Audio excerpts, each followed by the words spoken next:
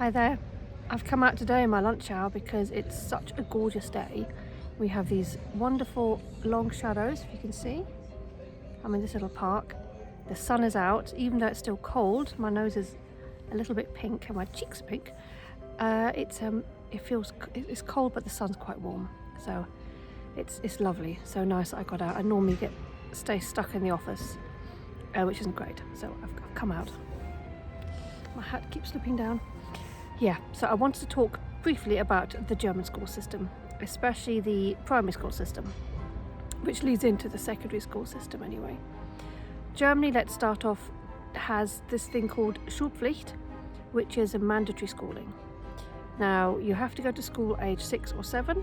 Before that, you can go to kindergarten from age 3 to 6.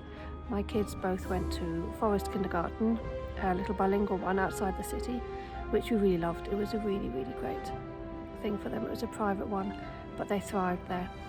And now they've gone to our local primary school. German school system's great. You have to school because it's mandatory, but they do have a good school system because of it. In England you can homeschool, US you can homeschool, lots of countries, I know.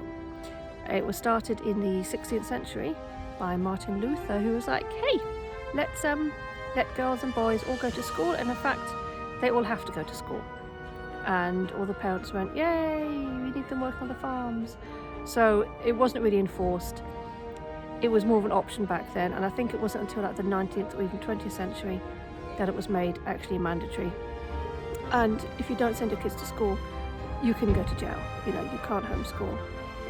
It's only allowed in exceptional circumstances, like special religious things or something like that, or special groups, or I don't know, cults.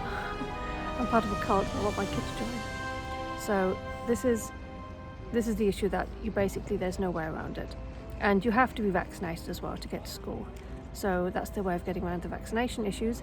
Germany doesn't really have a vaccination problem where kids aren't vaccinated against measles or MMR or something, because you have to anyway. In another life, I would homeschool my kids, for primary school at least. But it's not allowed, plus I have to work full time, so it's just not an option. So we went with that. We walked to school every day, like I've said in previous videos, and they finish at lunchtime. There's only afternoon care if you pay for it, and we don't. So my husband picks them up, they have lunch at home, do their homework at home together as well. So here we are with this great school system, and you think it's wonderful. They learn to read and write. They're actually even more advanced than definitely the UK. And you think it's going well, and then along comes 4th grade and the tests, lots of tests. Now they have a system here where basically, let's call it the great sorting hat of education, because at the end of the 4th year, or actually in May when they get their final reports, the big sorting hat, that is your report, will dictate what kind of school you can go to afterwards. It dictates a school, it dictates whether you can go to university or how easy it is to get to university. So if you basically get really good grades, you get to go to Gymnasium. There are 4 types of schools. There are more, but let's stick with 3. Just 3 types of schools from 5th grade onwards. You've got the top one, which is the Gymnasium, which is where you can go all the way to the Abitur, which is like A-levels or the baccalaureate, which you can then go on to go to university after that. And then you finish at around 18 or 19. They've actually added another year this year, so no one's doing the Abitur this year in, I think it's just Bavaria, might be Germany-wide. So all those kids that thought they'd be finishing in 2025 are going, hurrah, another year of school, thanks for not telling me when I was 6. So we're aiming for Gymnasium for my daughter. She wants to study robotics or engineering or something, but the grades need to have an average of 2.33, which is a 1 being like an A and a 6 being an F, so it's numbered from 1 to 6. In German, Maths and HSU, which is like sciences and geography and sort of everything put together. I'm trying to think. Yeah, it's just basically sciences and maths and German. 2.33 is pretty high. You need to get 1s and 2s basically, or you could get a 1, a 2 and a 3, but then you'd be 2 averaging on the 2.5, so it's a tough one. She got her interim one a couple of weeks ago, which actually had her right on the cusp of 2.33, interesting enough. But she's really good at maths, and the other 2 she's okay on. She's done really well in one of them recently.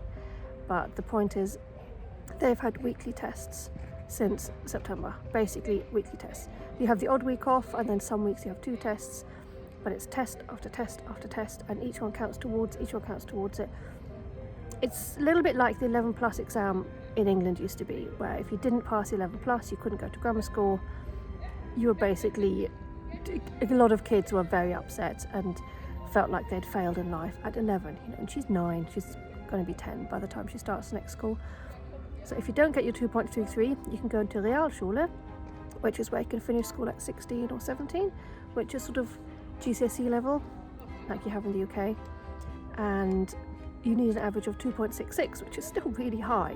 You can't get 4s or 5s, which is essentially a failure in this country.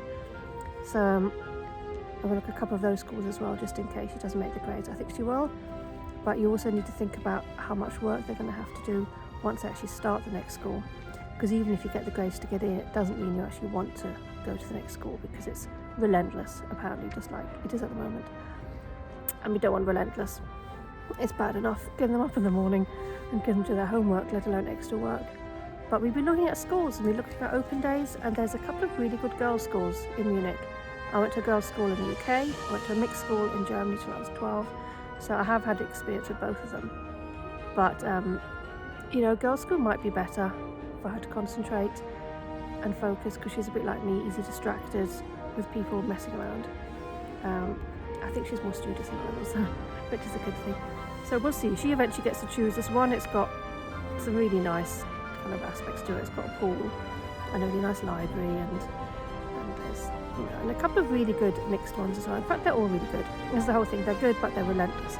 But it's decided at age 9 or 10 where you'll go to. The church bells. And then if you don't even get your 2.33 average, you can go to Mittelschule, which is the everyone education, and there you leave school at 15, I think, with pretty much no qualifications. You can get something, but you basically have to do an apprenticeship or something afterwards. You actually have to stay in education until you're 18.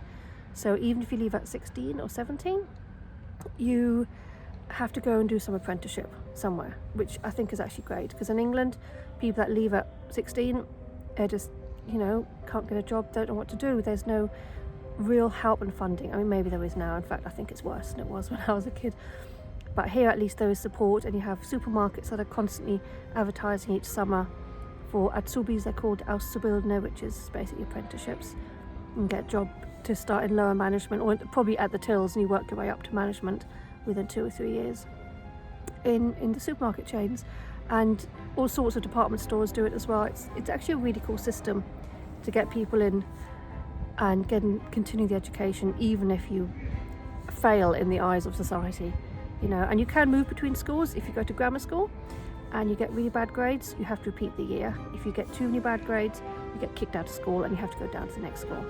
It doesn't stop. So just because you're in the school doesn't mean that you can stay in the school. And at the same time, you can work your way up. So if she didn't manage to go to grammar school and went to Realschule, then she could move up the next year if she got the grades. So it's kind of cool, but also not, because the stress is real. I've had to help her with all her tests, revising, printing out things from the internet. They've got this app from school we can work through. I bought a book on German grammar when she had to do the 4 cases, which is just makes her want to throw up. But we had to do it, and I learned everything with her. I've learned everything about local government. Where do you go for your birth certificate? Where do you go to register your baby? Where do you go to get your passports? Who's the mayor called? What political party is affiliated with? I mean, it's insane. It's insane. And she had to do a presentation on a European country a couple of weeks ago that she'd been working on for weeks, and that was really cool. That was for the highest thing, the science, geography type thing. But it's just never ending, and I'll say the word again, it's relentless. It's relentless for the kids, it's relentless for the parents who help them. If you don't help them, they don't do well. Luckily she's very good at maths, and she's good, she's a bright girl, and she will focus, and together she loves that she do work with me. So yeah, I had a lot more to say, but I can't remember it. I'm a bit distracted, and I've got the drunk people over there singing or chanting or something. I can't quite hear, but so I think I'm going to possibly leave it at that. And also my hand's really, really cold So I'm going to put my hand back in my pocket, and I shall see you in the next one. If you've got any comments, let me know what you think of any school system in your country. There's no perfect school system, but you know, this one's good, but I think too hard on the kids. They don't need to be worked that hard for so many years until, you know, 13 years of school is mental. Shall see you, as I said, in the next one. And if you like this video, then I'll be very, very happy. And subscribe and I'll be even happier. Thank you. Bye-bye. Cheerio.